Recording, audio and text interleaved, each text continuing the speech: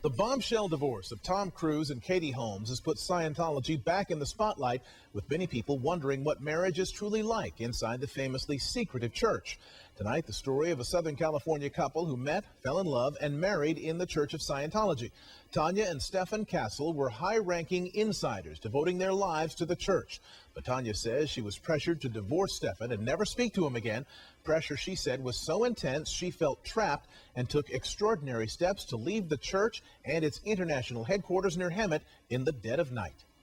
But I knew there were cameras all around the wall. I came up with the plan of how to get around. It was a little bit surreal. I took the ladder to the wall. I see my heart was pounding. Okay, just go. I kind of just took a deep breath and jumped. The lights all went on. August 2006. Tanja Castle's final frantic exit from Scientology. I could see headlights, so I just knew I just had to run straight for that. Tanja Castle grew up in Scientology and joined the Sea Org, Scientology's elite religious order, where she met and married her husband, Stefan. When I went into this Sea organization, I knew I was making sacrifices, and I was happy to do so. She spent 13 years working as executive secretary to top church leader David Miscavige. To the most dedicated Scientologist I know. David Miscavige, best friend and best man to actor Tom Cruise. Miscavige is known to be a volatile, demanding leader. Over time, Stefan says he fell out of favor with David Miscavige. It just basically came down to Tanja was more his secretary than she was my wife, by miles. Tanja Castle says over the years she was pressured by church officials to disconnect from Stefan and end their marriage. Why that had to be destroyed? You don't have to destroy people's marriages. Disconnection is the term the church uses to describe how some Scientologists cut off communication with family members or friends who choose to leave the church. The church told us in a statement that disconnection is a self-determined decision and voluntary.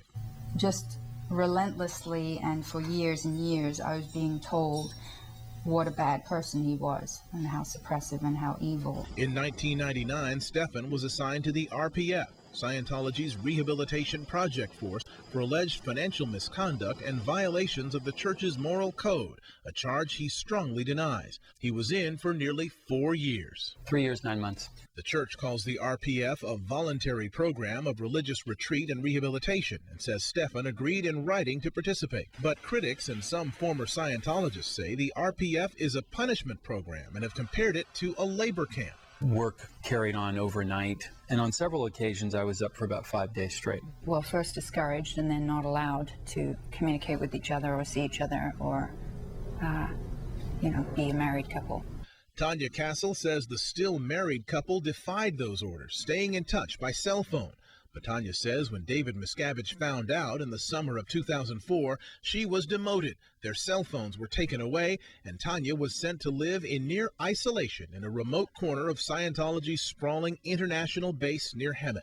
Somebody was watching me all the time, and I would get my meals brought to me by a security guard. The church denies this, telling us in a statement that Tanja, quote, lived in an apartment in town or a house rented or owned by the church on a public street and traveled to and from work every day. I was doing sort of some manual labor during the day. Eyewitness News spoke with 4 former church members who all tell us they saw Tanja Castle living in an old trailer in the old Gilman House area of the base between 2004 and 2006. In the fall of 2004, Tanja Castle says she couldn't take it anymore. She jumped the fence surrounding the Scientology base. There's the razor barrier along the top, but I managed to somehow get over without hurting myself too much. I walked down Highway 79. One of the security guards saw me. Tanja says that security guard alerted Scientology executives, 2 of whom she says followed her down the highway in a van. She grabbed my arm. I just started sort of shouting and telling them to leave me alone. But Tanja says the Scientology executives eventually convinced her to get in the van and return to the church. I really was concerned about getting into a situation where they would try to take me back. The church says any allegation that Tanja was followed is a lie.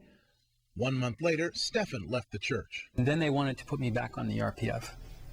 And it was sort of one of those moments. After Stefan left, the church offered him this $25,000 check.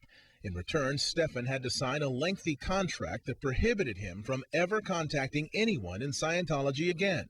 Stefan assumed that would include his wife, Tanja. There's something here, like, why do they want to give me $25,000?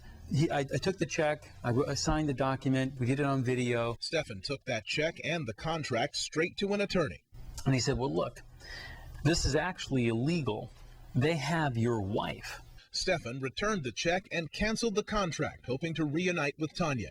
But Tanja, still in semi-isolation, says the pressure to disconnect and ultimately divorce intensified. Somebody sat down with me and basically sort of worked me over until I was feeling like I had no option other than to sign divorce papers. He's a suppressive person. You just need to write a letter of disconnection. Tanja finally did write that letter of disconnection, and in early 2005, the couple divorced. It's like overnight. Your chest is very cold, and it's like a void. A year passed. Tanja worked her way out of isolation on the base. Stefan still hoped to reconcile with Tanja, so he smuggled a cell phone into the base in a package he believed no one else would open. Some co-worker just said to me, oh, you know, there's a box for you, a Victoria's Secret box for you in the mailroom.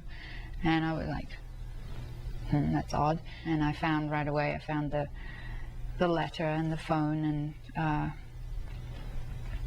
it kind of confirmed that, you know, he was still there trying to get a hold of me. Even if you don't come now, I'll always love you. But Tanja did want to leave. In the summer of 2006, they hatched a plan for Tanja to scale the fence again, but this time Stefan would be waiting on the other side. As soon as he said, okay, now, I took the ladder to the wall. There was actually about that much of this barbed wire stuff, security wire. I kind of just took a deep breath and jumped. All the floodlights went on all around. I said, okay, I'm on the other side. I see you. I'm coming. And I started running that way. I pulled up in a car on the highway. She came, got in the car. I mean, obviously that we were very new. Overjoyed that we were back together. And this really happened. Was that 7 years that we were kept apart? That's crazy, you know. It's been 6 years now since that fateful night. Tanja and Stefan are living here in the LA area. They're running their own business, happy, healthy, and expecting their first child, a baby girl, that's actually overdue. We talked with Tanja this afternoon, and they are still waiting.